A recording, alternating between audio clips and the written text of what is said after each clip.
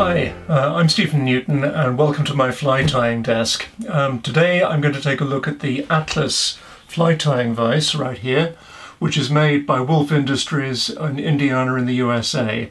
And I want to take a look at why I chose this vise when I upgraded recently and why I feel that it should be high on your shortlist if you're considering the purchase of a new vise. Why me? Why am I talking to you today? Well, I've been tying flies since 1963, and whilst I'm not a professional and I wouldn't necessarily consider myself an expert, I like to think that I'm moderately competent after all these years. For the avoidance of doubt, I have no connection with Wolff Industries. I bought this vise at retail here in the UK from Sportfish, which currently has it on promotion for just under £200 as opposed to recommended retail of £250. It's quite a bit cheaper over in the States, as many of these things are. So why did I choose this vise? Well, the first point is really about value for money. This vise is about half the cost of similar caliber vises made by other firms.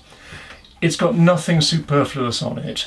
The other key is that the range of adjustment on this vise in terms of the hooks it'll take is enormous. It'll take anything from a size 7/0 down to a 32, so there's no need to buy additional midge head, for example, if you want to tie really small flies. You can do that with this Atlas vise right out of the box.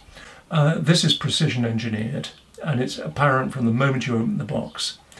There's no movement here in the base, and there's absolutely no movement in the jaws. When you come to put a hook in this, once you clamp down on that hook, then it ain't going anywhere.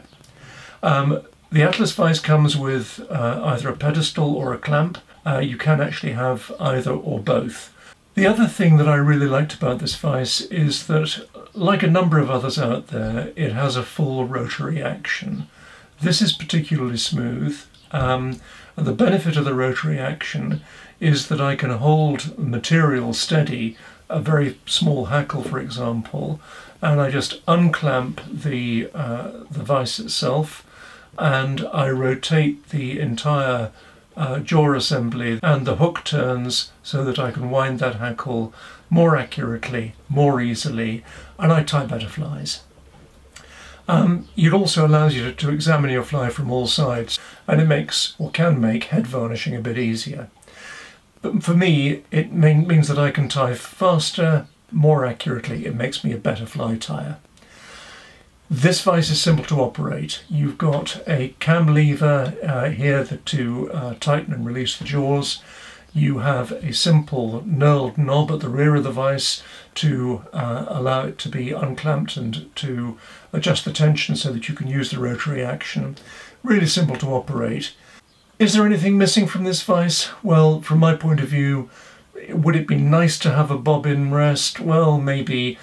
I've never really used one in the past, so for me, if I wanted one, I could spend an extra 10 or 15 bucks and buy one from Wolff, but it's not in the box when you buy the vise immediately.